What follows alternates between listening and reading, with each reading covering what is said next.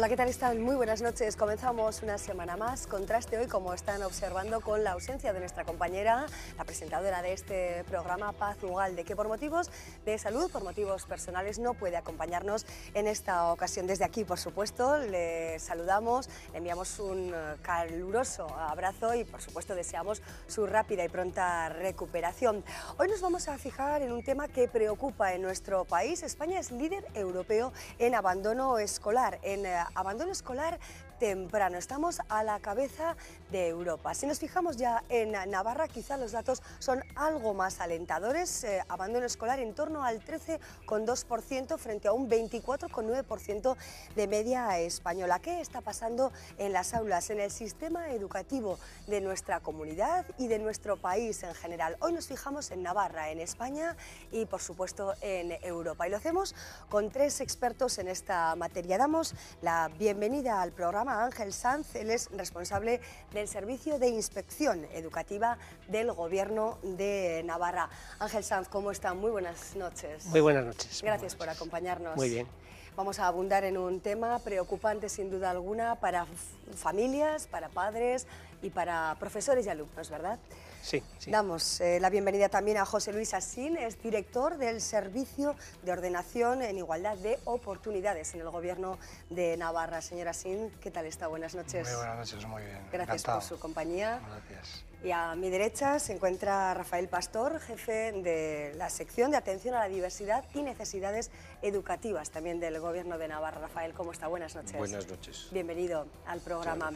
Desde luego con datos poco alentadores, a pesar de que Navarra se sitúe en una posición quizá óptima respecto a otras comunidades. Nos planteamos realmente por qué tanto fracaso escolar en nuestro país. ¿Cuáles son las causas y sobre todo también las consecuencias de este panorama? Sí, a mí me gustaría en primer lugar hacer una aclaración entre lo que es el fracaso escolar y lo que es el abandono escolar temprano o prematuro. Son dos conceptos relacionados, pero cada una tiene su matiz. Llamamos fracaso escolar a aquel alumna que acaba la educación secundaria obligatoria y no obtiene el título. Por lo tanto, podemos decir que sin una mínima titulación se le cierran todas las puertas de seguir estudiando, de poder avanzar. El abandono temprano se refiere a aquellos alumnos que acaban la educación secundaria obligatoria con o sin el título y no siguen estudiando. Puede parecer que bueno, pues si ya tienen el título, pues han cubierto un objetivo. Pero en este momento en Europa se considera que, aunque la educación secundaria obligatoria alcanza hasta los 16 años, es insuficiente para poder competir en una sociedad del conocimiento con esa capacitación.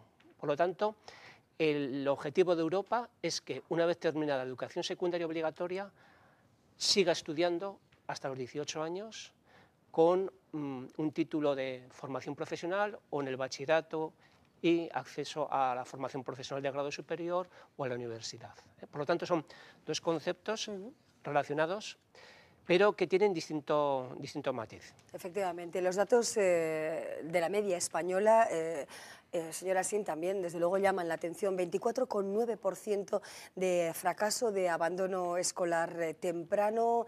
Realmente España lidera este tema en Europa, ¿no?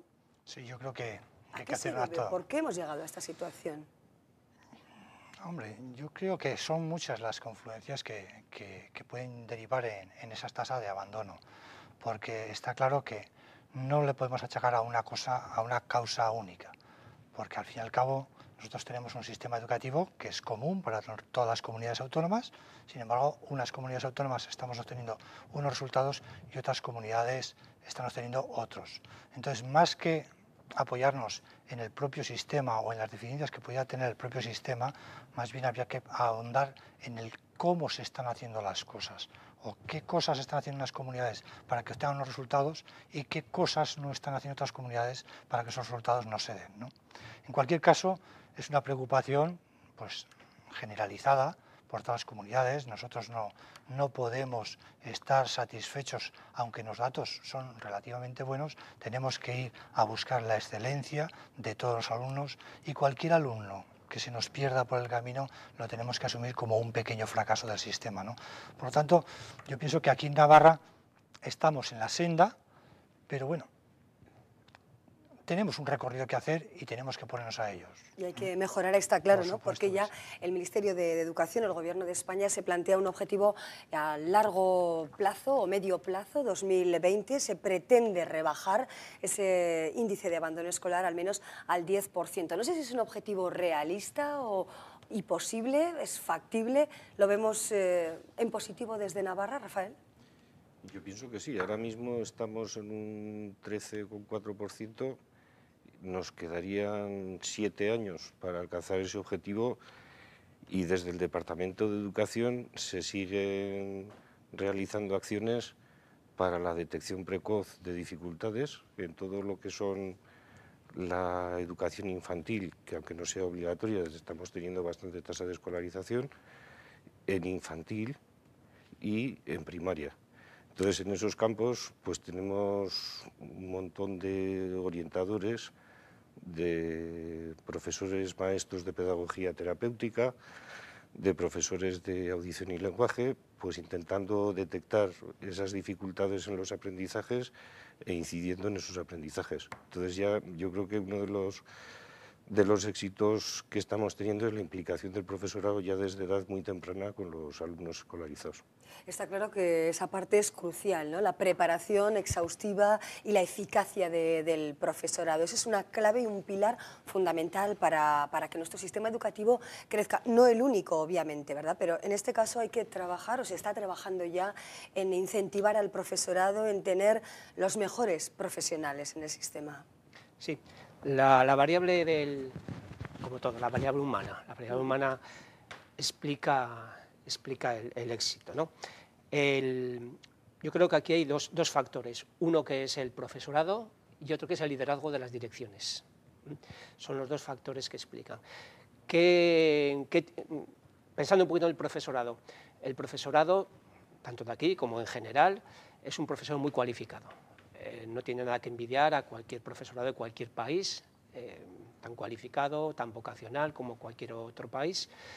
Y los equipos directivos pues están poniendo toda la carne en el asador para resolver todos los problemas que día a día están ocurriendo en los centros, que no son pocos, con los recursos que se tienen, y sacar adelante un proyecto.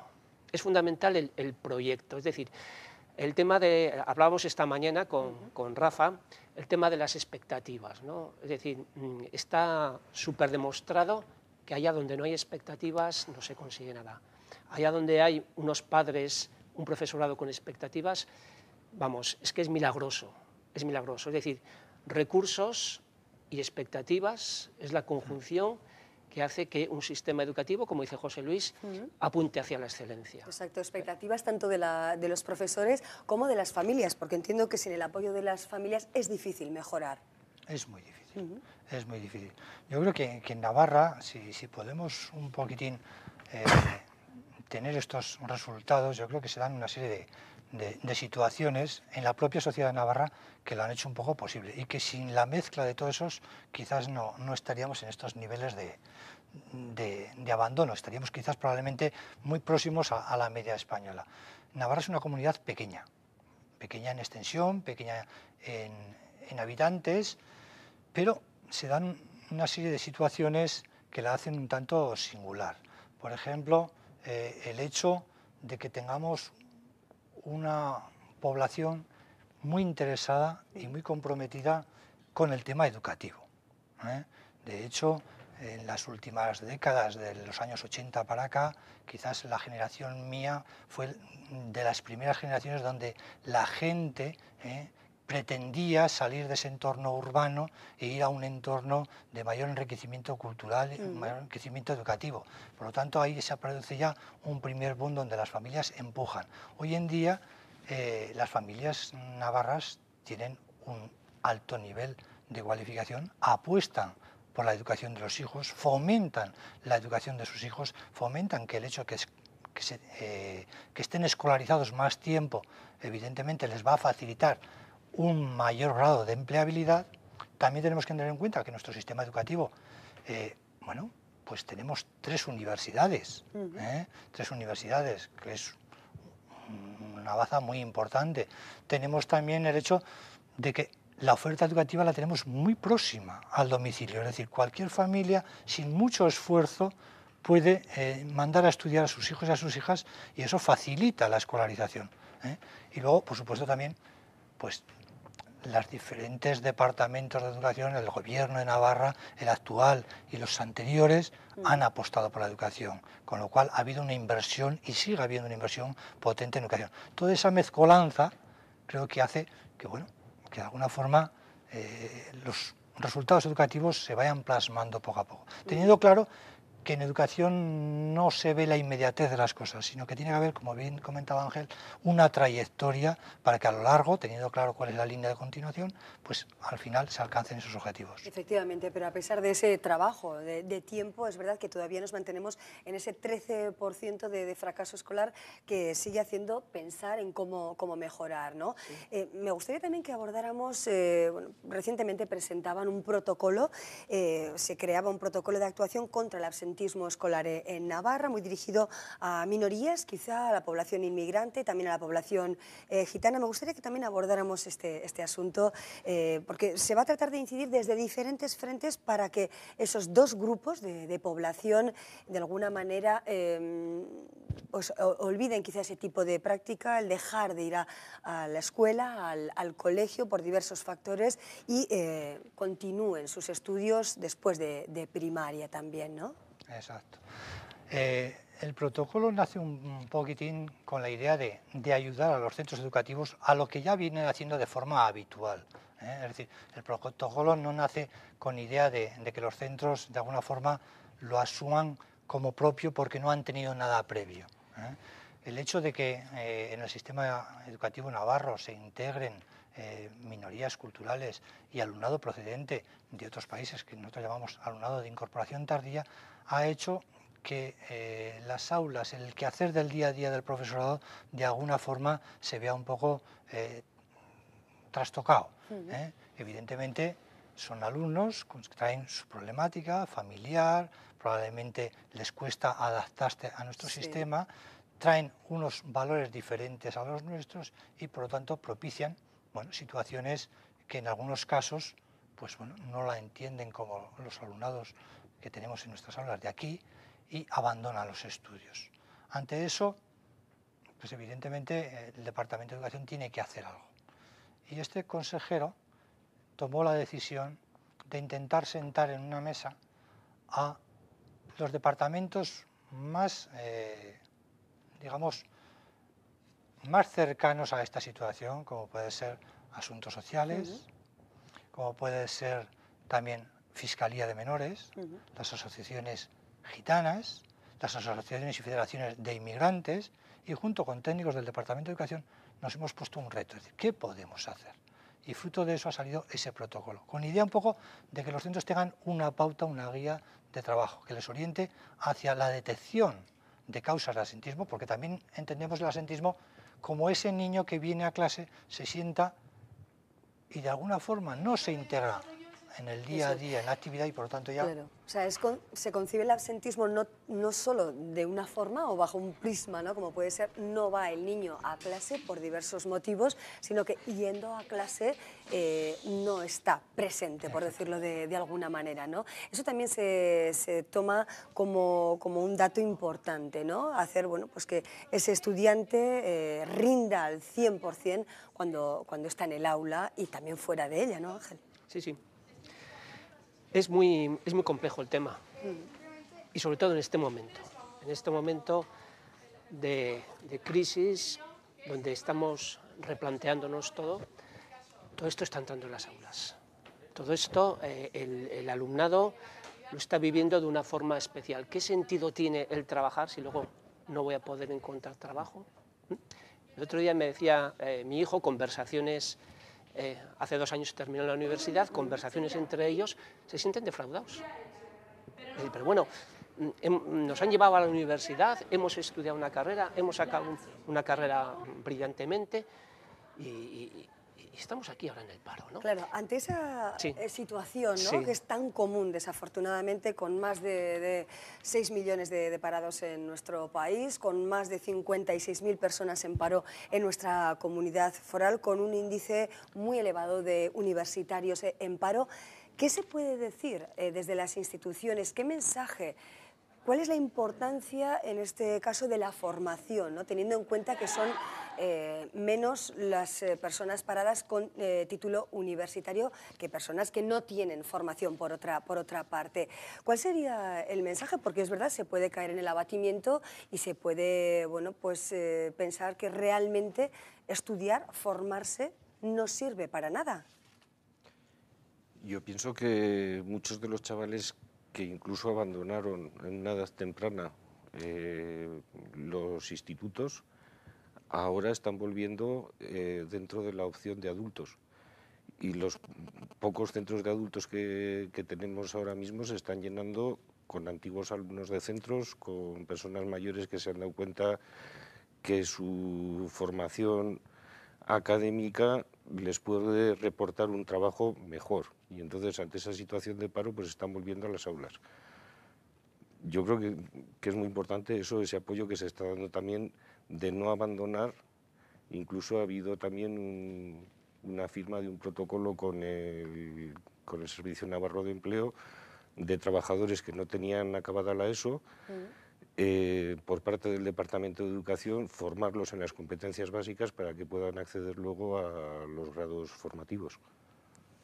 Bueno, se van Vaya, dando si me permites pasos, sin duda Sí. alguna. Ese ejemplo es interesante, Sí. ¿no? El que plantea un hijo con titulación Sí. universitaria que está en desempleo. Sí. Esto me gustaría conectarlo después, si le parece, Sí, señor muy Sanz, bien. también con la educación en valores, que también es importante, ¿no? Sí, tremendamente importante. Iba a comentar, luego hablamos de los valores, iba a comentar que cuando uno ve las estadísticas, cómo va bajando a nivel nacional el abandono temprano, es curioso la explicación.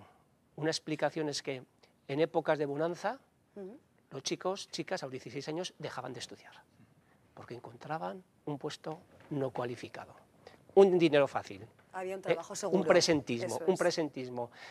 ¿Qué está pasando con todas esas personas que dejaron, que hoy día no tienen ninguna cualificación?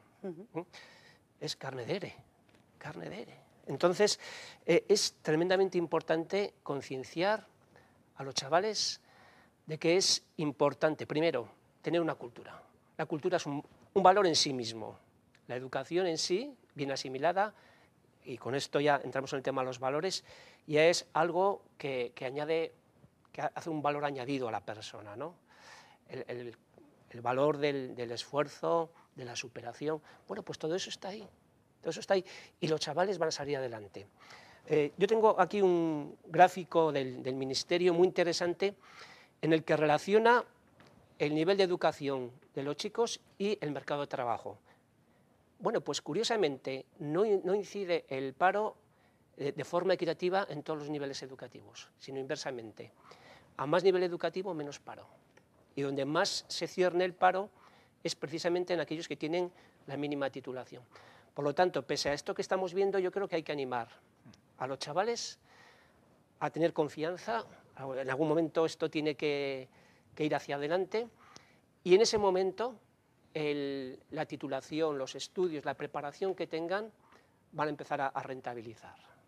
Entonces, yo creo que es un momento de invertir, es un momento de invertir, pero no invertir por el valor del título, sino invertir por el valor de la educación, por el valor de haber desarrollado valores. Uno de los temas que Europa está ahora insistiendo es el tema del emprendimiento. Dicho de una forma muy sencillita, no esperemos a que nos resuelvan el Papa Estado, sino a sacarnos las castañas del fuego, dicho muy vulgarmente. Muy bien, en uno de los documentos que estamos manejando de Europa dice, esto no es una cuestión de la FP, esto hay que empezarlo en primaria. Yo cuando lo leí la primera vez digo, no, yo no lo he entendido bien, a ver, ¿cómo el emprendimiento en primaria?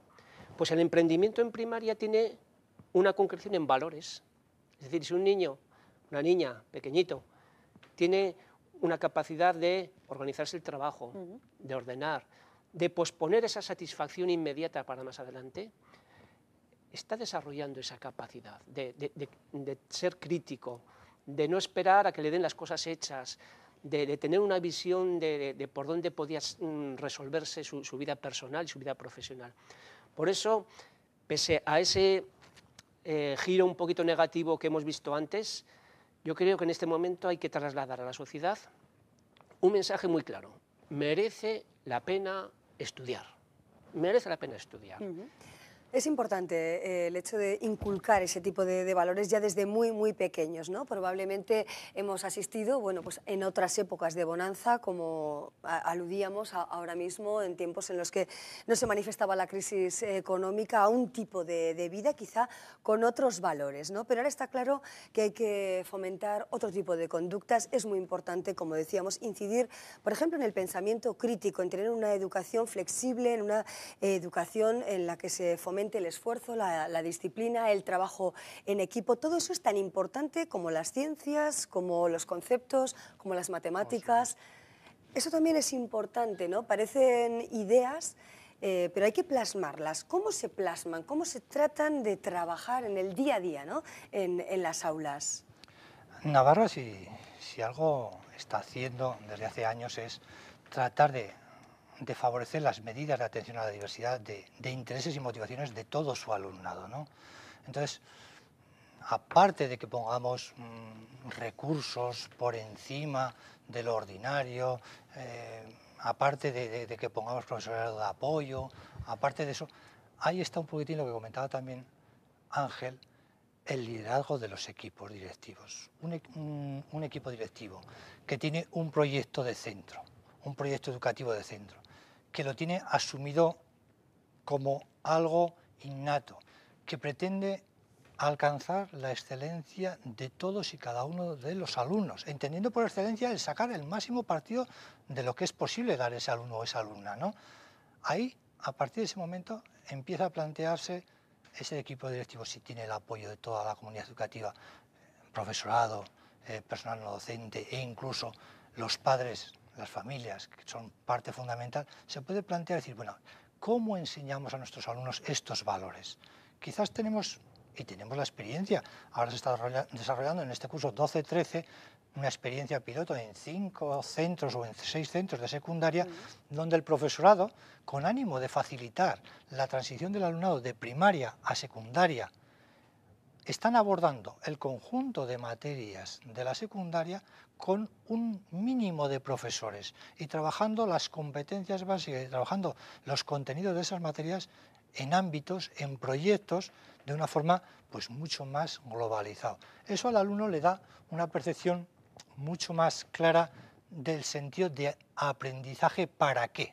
Y evidentemente pues ahí se ponen en valor, como decía Ángel, el espíritu de esfuerzo, el espíritu de trabajar en equipo, de aprender a aprender, es decir, las competencias básicas que tan importantes son para una persona. Y también hay un colegio, ¿no? Como es el Colegio Mariana Sanz, que ha recibido también un premio, ha sido destacado por sus buenas prácticas educativas. ¿En qué sentido? ¿Cómo camina este colegio para ser reconocido en este ámbito? Mariana Sanz inició su andadura con los PCPIs, con los proyectos, programa de formación, PCPI, ¿sí?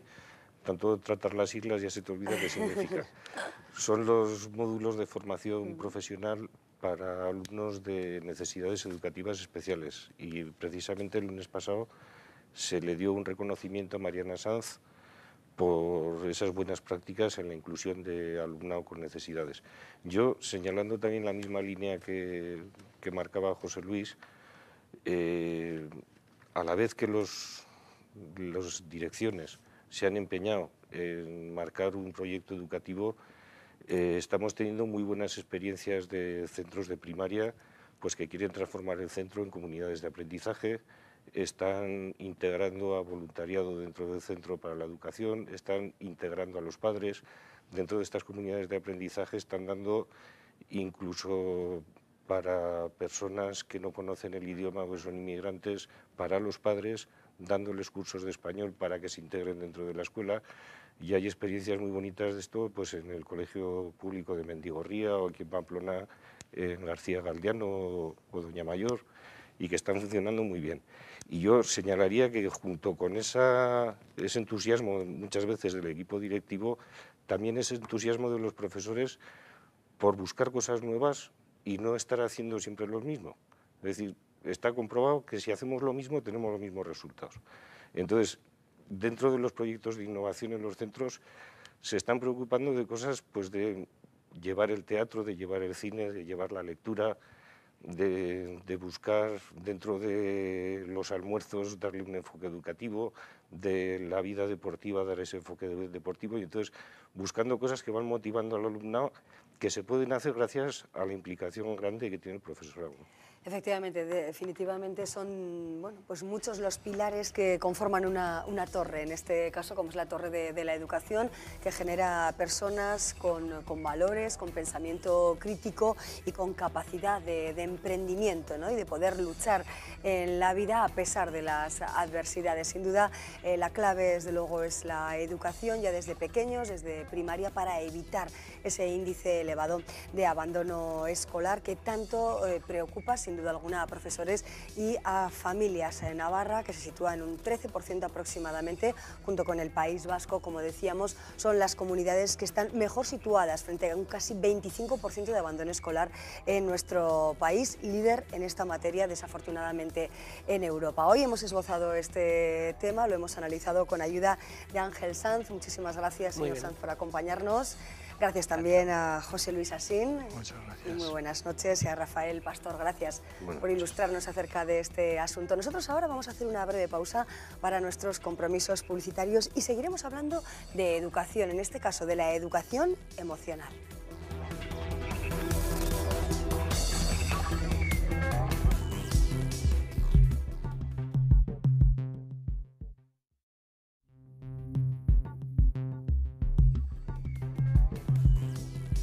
En esta segunda parte de nuestro contraste de hoy hablamos de padres formados, de cómo pueden ayudar los padres a entender a sus hijos, cómo pueden ayudarles también en su proceso evolutivo. Padres Formados es una iniciativa que parte de una orientadora y pedagoga como es Leticia Garcés, que esta noche nos acompaña en Contraste. Leticia, ¿qué tal? Muy buenas noches. Hola, ¿qué tal? Gracias por acompañarnos. Un proyecto interesante en el que desde luego es clave la participación de las familias, madres y padres que forman parte de Padres Formados. Damos la bienvenida en este caso a Esther San José, es madre de un hijo de 7 años. ¿Qué tal, Esther? Buenas noches. Buenas noches. Gracias por acompañarnos. Gracias. Y también damos la bienvenida a María Jesús Abad, madre también. ¿Qué tal, María Jesús? Buenas noches, muy bien. Muy buenas noches. Qué importante, ¿no?, saber comprender a un hijo, saber comprender a un chaval cuando, por ejemplo, bueno, pues se siente mal, llora, tiene rabietas, eso ocasiona, bueno, a veces o distorsiona la paz familiar. Los padres a veces no saben cómo reaccionar, qué hacer, se sienten solos. Bueno, ante esas situaciones uno puede acudir a un profesional de la pedagogía, como puede ser el caso de Leticia Garcés, pero también puede bueno, ayudar y ser ayudado por otros padres.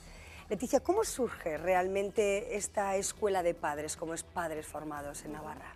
Bien, surge de mis propias frustraciones, porque aunque yo estudié pedagogía, cuando te toca ser madre, te das cuenta de que 4 años en la universidad no son suficientes para entender a tu hijo en un proceso de frustración. Entonces llega un momento que en el hogar hay muchas discusiones, pero generadas por no entendernos. Entonces, llega un momento, hace 3 años, que propongo a un grupo de madres, vecinas, amigas y demás, el podernos reunir en el salón de mi casa para tomar un café, un bizcocho y poder tener un taller conjunto con el objetivo de entender a nuestros hijos. Entonces la propuesta gustó, la fuimos repitiendo varios meses y de ahí vimos que podíamos proponerla a otros centros infantiles, a modo de que los centros infantiles que trabajan con niños de 0 a 3 años pudieran ofrecer este servicio de escuelas de padres y madres a sus familias, ¿no? Y entonces, bueno, pues el tiempo pasa, ha pasado rápido y de aquel grupo que empezamos 8 madres, pues ahora somos 12 grupos en toda Navarra y pues unas 150 familias participando del proyecto y dando prioridad a formarnos como padres y como madres, ¿no? Efectivamente, porque con la lección aprendida no viene nadie, ¿no? Y supongo, ¿verdad?, que cuando uno tiene un hijo a veces bueno, pues se puede encontrar perdido e incluso tiene dificultades para comunicarse de forma adecuada con los niños, ¿verdad? Eso es, sí. Siempre se nos ha dicho que pues, un niño cuando se porta mal hay que corregirlo, hay que educarlo, hay que disciplinarlo, pero muchas veces se nos olvida que detrás de una conducta inadecuada hay una emoción que nos atiende. Podemos tener celos en la familia y sin embargo el niño no viene con un cartel que pone tengo celos, ¿no? Pero sin embargo sí tiene pataletas, tiene actitudes retantes, rebeldes. Entonces si yo me quedo solo en la conducta probablemente le estaré castigando por algo que él no sabe expresar, ¿no? Entonces qué importante es ver más allá de la conducta inadecuada y poderle aportar a ese niño esas habilidades que no tiene para poder expresar, ¿no? Mamá, quiero que estés conmigo, papá, no me haces caso, papá, solo estás con mi hermano, ¿no? Y de esa manera poderle ayudar a gestionar, ¿no?, esos celos desatendidos, ¿no? Exacto, ¿no? Que el niño se atreva a decirlo, a expresarlo verbalmente, y quizá no solo de esa manera, ¿no?, con sus herramientas de niño. ¿Y cómo se acerca a una madre? Eso es lo que nos planteamos, una madre o un padre. En este caso, hoy vienen al programa dos madres a esta escuela de orientación, ¿no?, a estos padres formados. En tu caso, por ejemplo, ¿cómo tomas la decisión, la alternativa de, bueno, hay que mejorar y voy a acudir? Bueno, pues un poco por amistad con Leticia, otro por necesidad también de verme bastante limitada con mi hijo, con dificultades a veces, justo de lo que estamos comentando, de dificultades de entendimiento, dificultades de no saber cómo manejar a veces sus rabietas y sus malestares, y entonces sentirme tan impotente y tan mal y a veces incluso tan culpable de no saberlo yo cómo resolver, que justo hablando con Leticia tuve la gran fortuna de cruzármela en el patio del cole prácticamente, Sí. y entonces empezar a entablar una conversación y entonces ver cómo ella era, digamos, una persona capacitada para echarme un cable, y entonces me propuso el ir a su casa a formar parte de este taller y efectivamente ahí empezó un poco esta andadura, ¿no?, Sí. digamos, de empezar a trabajar con nuestros hijos en conjunto. Además, siendo madres amigas, hemos trabajado en conjunto y eso nos ha ayudado muchísimo a resolver en conjunto muchísimos problemas que si no probablemente hubiesen surgido enfrentamientos entre las propias madres, porque a veces nuestros hijos se han pegado fuerte y se han hecho mucho daño. Entonces, exacto, y hay que saber cómo gestionar esas situaciones complicadas, ¿no? Que a veces bueno, pues son difíciles, sin duda alguna, Esther. Eso es, sí. ¿Y cómo habéis visto, por ejemplo, que esto ha mejorado la conducta de vuestros hijos, tu relación, por ejemplo, Sí. con tu hijo, Con mi ¿no? hijo, Quizá como sí. ejemplo para otros padres que se puedan ver en esta situación y se ven reflejados ahora mismo en tu Sí. caso, Esther, y enseguida en el de María Jesús, que nos contará también. Bueno, a ver, para empezar esto, claro, no es una fórmula mágica en la que el resultado lo ves inmediatamente. Eso es lo primero que nos dijo Leticia y es lo que efectivamente hemos comprobado. Y es que no es que ya al día siguiente, en la semana siguiente, tú veas que tu hijo se empieza, digamos, a comportar como a ti te gustaría o empiezas a tener con él una relación que te hace, digamos, entender y veas ese resultado.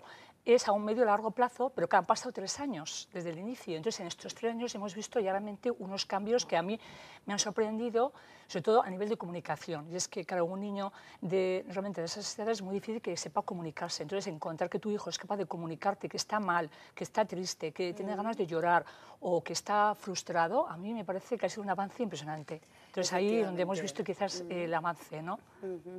Bueno, es importante, ¿no? Porque ya desde pequeños que sepan comunicar sus emociones, Eso es. saber expresarse adecuadamente, eso Sí. bueno, va a generar, desde luego, hombres y mujeres con, bueno, una trayectoria vital distinta, qué duda cabe, ¿no? Quizá no hay que dejar para más adelante, ¿no?, la posibilidad de saber canalizar bien todas esas emociones. Y en tu caso, María Jesús, ¿cómo fue tu acercamiento? Hemos ido un poco de la mano, un poco de la mano las tres, con los niños compañeros, amigos, muy amigos, además, entonces hay de todo, como en botica, hay de todo, pero sí que es verdad que sobre todo y ante todo a mí me da mucha tranquilidad el saber qué temperamento tiene mi hijo. Entonces, conociendo el temperamento que tiene mi hijo, aprendes también a conocerte a ti misma, que es muy importante. O sea, hay una parte muy importante que yo me gusta recalcar en las conversaciones cuando intentamos un poco promocionar un poco la escuela y los talleres, y es que aprendes a conocerte a ti misma. Y eso hay muchas veces que descubres cosas, carencias emocionales, que duelen. Y estoy segura que hay gente, padres y madres, que se quedan por el camino porque duele. O sea, tú estás aprendiendo el temperamento que tiene tu hijo, pero tienes que aprender el tuyo. Y tienes que conocer tus limitaciones para enseñarle a tu hijo. Tienes que saber cuando tú te frustras y ya saber explicárselo también a tu hijo. Entonces, bueno, pues yo el encontrar a mi hijo diciendo a un amiguito suyo, estás frustrado, que dice, estás frustrado porque no has metido gol, no te preocupes, duele, pero luego se va. Entonces, con esa edad, el oír a un niño eso, o sea, me dieron ganas de llorar y de comérmelo. Dices, bueno. Y luego no significa que lleguemos a casa y un día, o sea, el mismo día, perdió al futbolín y se cabreó con el futbolín, con su padre. Entonces, pero ¿qué hizo? Pues, ¿qué hizo? Pues, que viene mi genio, se metió en la habitación. Entonces son casos y cosas que ves los avances. Exacto. Esos son los avances, que es lo que hemos estado hablando. Ejemplos de la mano. claros, ¿no? De qué sucede en una familia. Y pero cómo... recalco que sirve para los adultos. Sirve para es los muy adultos importante. Para conocerse. Y duele muchas cosas de las que descubres, porque descubres carencias emocionales. Cuanto más personales. te conoces, también puedes sufrir más, ¿no? Eso es. Leticia, hablemos del respeto, educar en el respeto, en esa educación, bueno, pues de igual a igual entre las personas. Es una línea educativa a seguir, la que tenéis que elegir, la que elegís también en Padres Formados, pero me gustaría que incidiéramos en este aspecto, ¿no? La importancia del respeto. Bien, cuando hablamos del respeto, no queremos decir que hay que dejar a un lado los límites y que somos todos iguales. El niño tiene que tener claro quién es su padre y quién es su madre, porque si no sería un niño huérfano, ¿sí? O sea, está claro que no podemos ser colegas de los niños adolescentes y que tienen que tener claro, por su propio bien, quién marca los límites y con qué autoridad. Pero se trata de aprender a convivir de alguna manera con las emociones de nuestros hijos. Aprender a convivir, ¿no? Saber que cuando el niño entra en un periodo de frustración, no sabe canalizar lo que siente, que el adulto tenga la madurez suficiente como para estar por encima de lo que el niño le está haciendo sentir, porque si no está por encima de lo que ese niño le está haciendo sentir, desde furia, malestar, ira, rabia, yo pierdo el respeto por mi hijo. O sea, en el momento en el que yo no tengo la madurez para entender que ese niño no me está faltando al respeto, sino que no está sabiendo gestionar su frustración porque le marca un no, un límite, ¿no? No he cubierto una necesidad suya puntual. Entonces, si yo no sé estar por encima de lo que él me hace sentir, no tengo esa madurez, pierdo el respeto. Y entonces es cuando le grito, es cuando le cojo del brazo fuerte, es cuando le miro con unos ojos que no hace falta que diga nada más. Entonces, ahí es cuando hablamos de que el puente entre yo y mi hijo se rompe, ese puente, ese vínculo afectivo, porque tan importante es amar a un niño como que él se sienta amado. Eso es lo que estamos aprendiendo, ¿no? Entonces, en el momento en el que yo no sé estar por encima de lo que él me hace sentir, se va rompiendo ese puente, ese vínculo, por mucho que yo quiera a mi hijo, que no lo dejo de querer nunca, si él no se siente amado por mí, entonces lo que generamos es resentimiento genera rebeldía, entonces me cuesta mucho comunicarme con él, porque está resentido. Hay otras cuestiones que también se estudian, se trabajan en esta Escuela de Padres Formados, en este proyecto educativo, como es las alternativas al castigo. Todos nos ponemos en situación, una rabieta de un niño, a veces como espectadores, ¿no? Que lo vemos en una tienda, en la calle, un niño bueno, que patalea, que tiene una rabia impresionante, ¿no? Y que bueno, es difícil, desde luego, poder gestionar eso también. ¿Qué alternativas hay al castigo? ¿Cómo os lo planteáis? ¿Cómo hacéis? ¿Cómo estáis aprendiendo, Esther? A ver, realmente yo lo que he aprendido es que el castigo mayor para un niño a veces no es ni siquiera, digamos, el grito, el agarrarle del brazo, el chantajearle, sino a veces ya solo el gesto de la cara, ya solamente la expresión de dureza es más castigo, incluso igual le hace mucho más daño a lo mejor que el gesto en sí mismo. Entonces, claro, yo lo que estoy aprendiendo es de alguna manera, primero eso, a autocontrolarme, que eso es lo más difícil, y a partir de ahí dejarle que saque el momento que vive el malestar, que saque ese malestar, porque igual ese momento no es el momento adecuado para yo poderle seguramente hacerle comprender que lo que está haciendo no es adecuado, entonces dejo que saque esa rabia, ese malestar en ese momento, digamos, respeto un poco, digamos, ese espacio, y en el momento en el que se ha pasado eso, que cuesta, porque a veces estás tan nervioso, incluso te condiciona muchísimo la gente de alrededor, la verdad, entonces hay que tener bastante autocontrol. En ese momento es cuando yo puedo entrar a dialogar con él y hacerle comprender, en ese momento que está tranquilo. Entonces ahí es donde recibe el mensaje y donde puede aprender. En el momento que está, digamos, haciendo o teniendo una actitud inadecuada, es donde no puedo hacerle comprender nada. Entonces no sirve de nada ni que le diga nada, sino seguramente le haré una respuesta inadecuada porque me estaré dejando llevar por mis nervios, por mi malestar. Entonces es buscar el momento para que el niño esté más tranquilo, entonces ahí le puedo dar el mensaje y entonces es cuando está receptivo a entenderlo. Efectivamente, que es el mensaje que verdaderamente cala, ¿no, María Jesús? Cuando se deja pasar quizá unos segundos o unos minutos. Sí, sobre todo hay que empatizar con el niño, hay que sentirse, hay que decirle que se entiende su malestar, que está su madre con él. Es la frase que siempre nos gusta muchísimo a nosotras, que es quiéreme más cuando menos me lo merezca. Entonces ese es uno de los momentos en que le tienes que querer más, para que él se entere que le quieres a pesar de lo que está haciendo.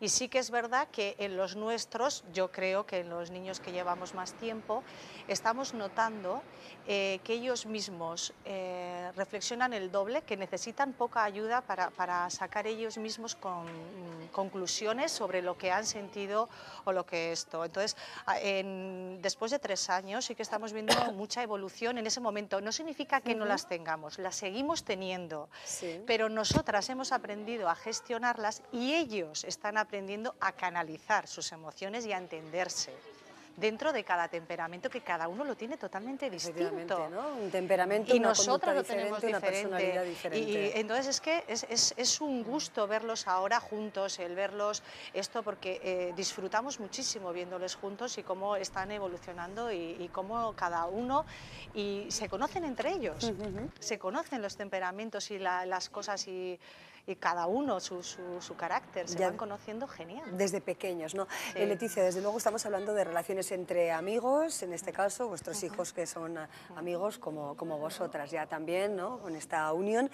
Y es importante también incidir en la relación entre hermanos, a veces complicada, muchas veces complicada. Sí, es complicada porque cuando viene un hermano a casa, a veces los niños, los mayores, manifiestan, mamá, yo no quiero a mi hermano, ¿no? Entonces, claro, el padre o la madre no entiende, no concibe. Entonces, no, pues lo tienes que querer porque es tu hermano, ¿no? No, cuando alguien manifiesta, yo no quiero, eso hay que de alguna manera validarlo, ¿vale? Entiendo que estés enfadado porque ahora ya no te hago tanto caso como te hacía antes, claro, porque como le estoy dando el pecho y ya no te atiendo, pero claro, es desde el reconocimiento del rechazo, los celos, el dolor que siente el niño, permitirle, respetarle que lo saque, no negándolo, ¿no? No, pues le tienes que querer porque sí, porque es tu hermano, no, porque entonces le voy a coger más rabia, con razón, ¿no? Entonces, ¿qué pasa? Que es reconocer qué emoción no está gestionando bien el niño, permitirle explotar, sacarlo y dándole esas habilidades que el niño no tiene, ¿no? Es una forma de enseñarles a que disfruten la relación de hermanos, no imponiéndola, sino enseñarles a que se disfruten, ¿no? Que no es nada fácil.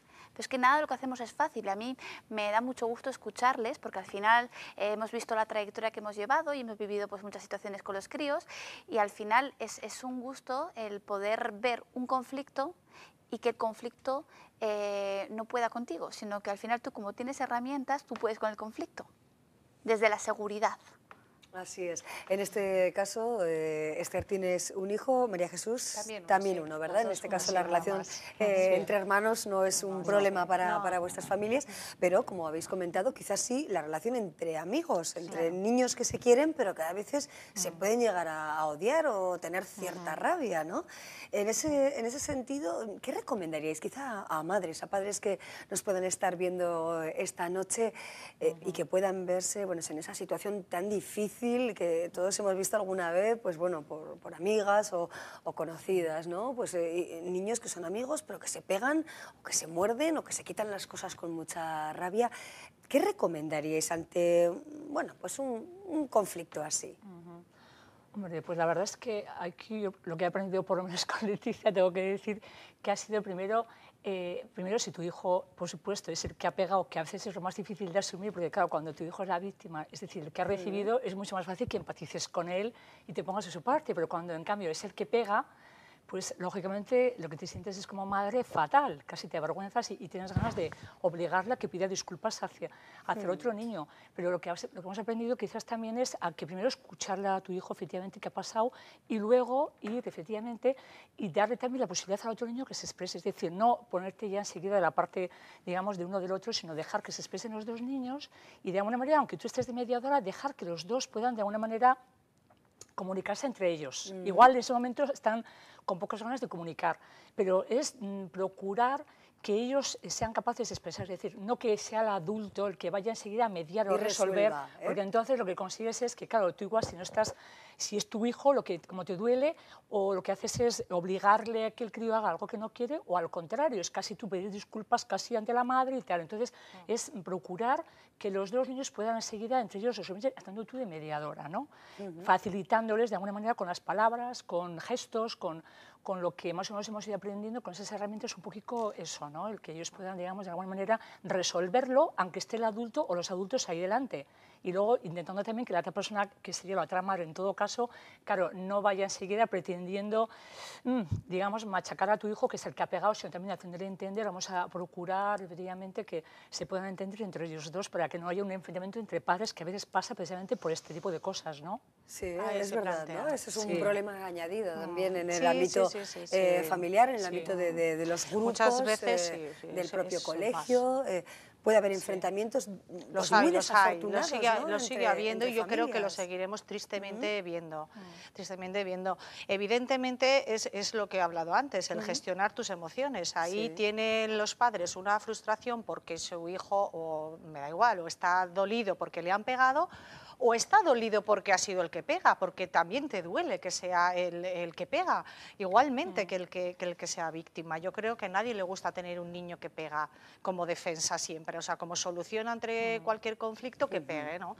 Entonces, claro, hay siempre que ver más allá, y el problema con muchos padres es que tienden siempre a dar la razón a sus hijos, a proteger a sus hijos, a sobreproteger a sus hijos y a resolver ellos.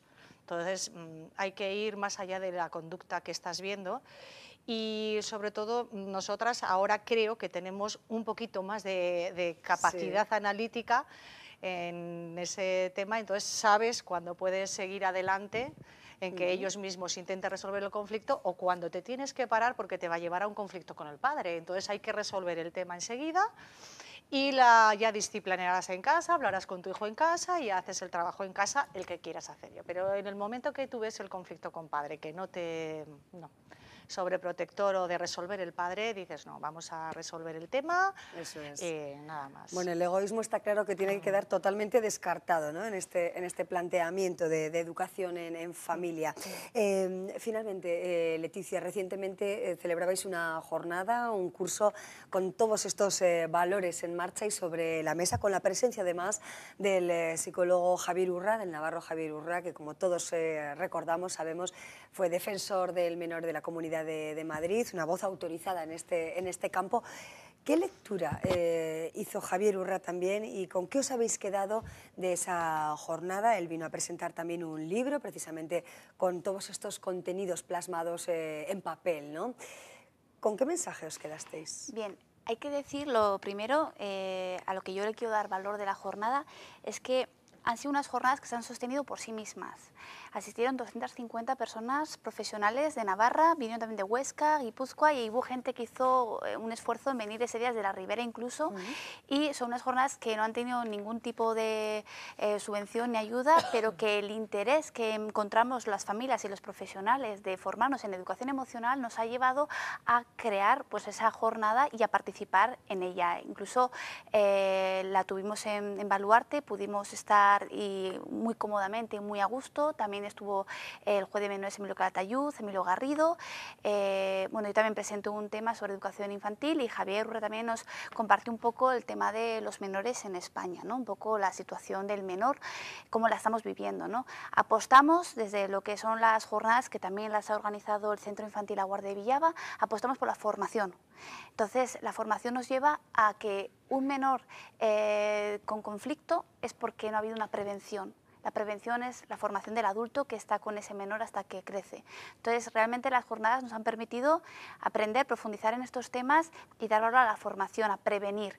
Son años para prevenir, porque lo que no queremos son menores que tienen que ser castigados porque no han recibido una formación previa, ¿no?, que les ayude a desarrollar sus emociones, ¿no?, sanamente, ¿no? Nos quedamos con esa clave, ayudar, evitar, ¿no?, una situación de conflicto. Ya cuando los niños son mayores hay que prevenir y desde luego hay que trabajar sin duda alguna para ser un buen formador, un buen orientador, un buen padre o madre. Hoy nos han acompañado 3 madres, Esther, María Jesús, muchísimas gracias, muy buenas noches.